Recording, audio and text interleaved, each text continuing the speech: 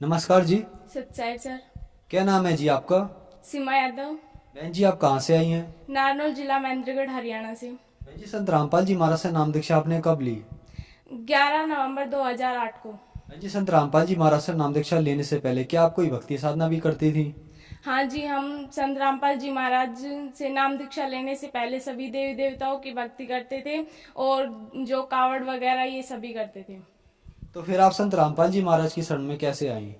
संत रामपाल जी महाराज की शरण में हम बुआ जी मतलब कि पहले से नाम ले रखा था, तो मेरे दादाजी को उन्होंने बोला कि आज हम सत्संग में जा रहे हैं तो आप हमारे घर पे मतलब बच्चों के पास रुक जाओ।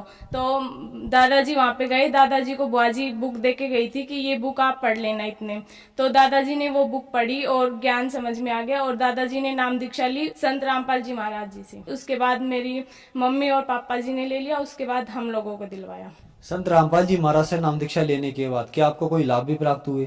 हाँ जी, संत रामपाल जी महाराज जी से नाम लेने के बाद हमें बहुत सारे लाभ हुए। जैसे सबसे बड़ा लाभ तो हमें मोक्ष की प्राप्ति हुई। उसके बाद मेरे पापा जी बहुत ज़्यादा शराब पीते थे, घर की आर्थिक स्थिति बहुत ही खराब थी।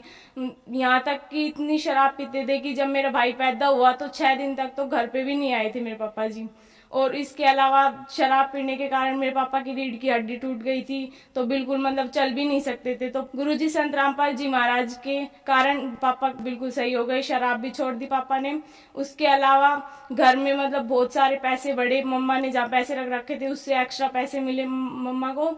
उसके बाद गुरुजी मेरे को सतलोक लेके गए। जब मैं भिवानी आश्रम में गई थी तो गुरुजी फिर मेरे पास आए, परमात्मा कबीर साहिब, तो वो बोले कि बेटा सतलोक चलेगी? मैं बोली हाँ गुरुजी सतलोक चलूंगी। गुरुजी आए और फिर मेरे को सतलोक लेके गए। मैं जगी रही थी, सो नहीं रही थी, मेरे को एक सपना सा लगा वो, और फिर गुरुजी लेके गए। फिर वहाँ पे गुरुजी ने मेरा घर दिखाया। गुरुजी बोले बेटा आपकी भक्ति पूरी होने के बाद आप यहाँ पे आओगे। और फिर वहाँ पे बहुत सारा मतलब बहुत ही सुंदर नजारा था। इतनी रोशनी थी कि 16 करोड़ सूर्य लगा दे तो भी इतनी रोशनी नहीं हो सकती यहाँ पे। और वहाँ पे बहुत मतलब बड़े बड़े फल वगैरह के पेड़ थे। तो वहाँ पे एक मतलब बहुत बड़ा पेड़ था, वहाँ पे बहुत मोटा आम लग रहा था। तो मैं सोची तोड़ के खा लूं, फिर मैंने नहीं खाया।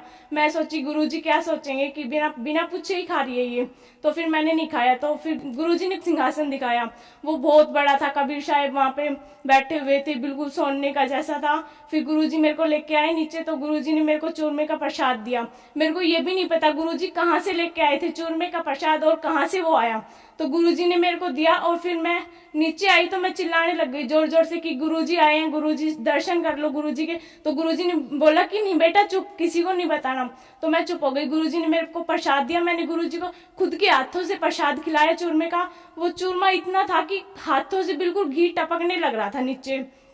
फिर मैंने गुरुजी को खिलाया। उसके बाद मैं मतलब मेरे पास जो बैठे थे बुआजी की लड़की थी, तो मैंने उसको खिलाया। तो गुरुजी बोले नहीं बेटा किसी को नहीं खिलाना, ये आपके लिए है। मैं बोली ठीक है गुरुजी। तो फिर मैं दोबारा चिल्लाने लगी कि गुरुजी आए हैं, दर्शन कर लो, गुरुजी आए हैं। तो गुरुजी इतनी देर में अंतर्ध्यान हो गए और फिर मैं रोने लग गई जोर जोर से।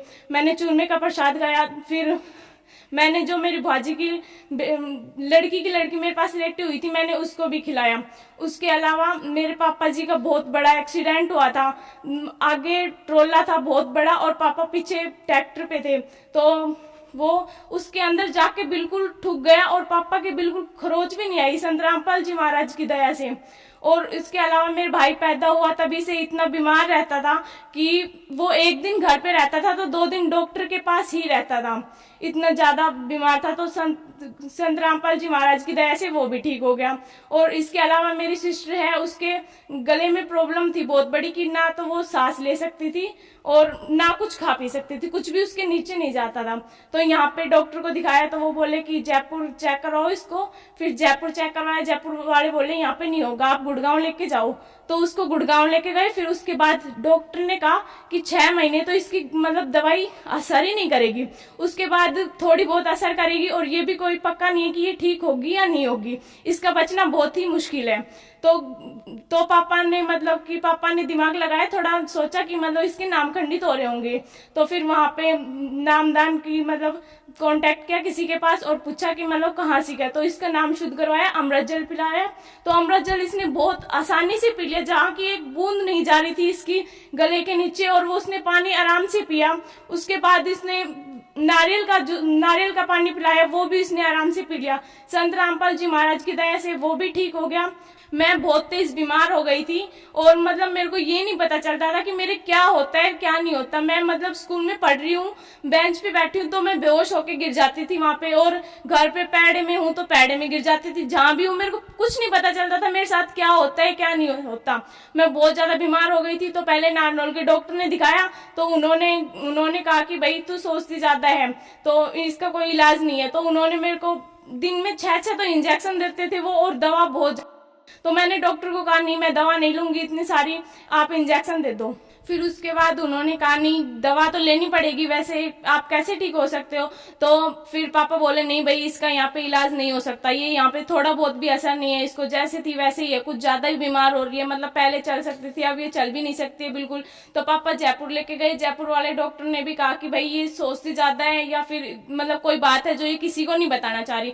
मैं बोली नहीं ऐसी कोई बात नहीं है। तो मैंने परमात्मा से कहा परमात्मा आप ही ठीक कर सकते हो, संत रामपाल जी महाराज। तो गुरुजी ने फिर मैं सोची नाम खंडित हो रहे होंगे किसी कारण से, तो फिर मैंने नाम शुद्ध करवाए और पहले से बहुत ठीक है बीमारी, और डॉक्टरों की वजह से कुछ नहीं, संत रामपाल जी महाराज ने ठीक किया है मेरे को। इसके अलावा बहुत सारे लाभ मिले हमें।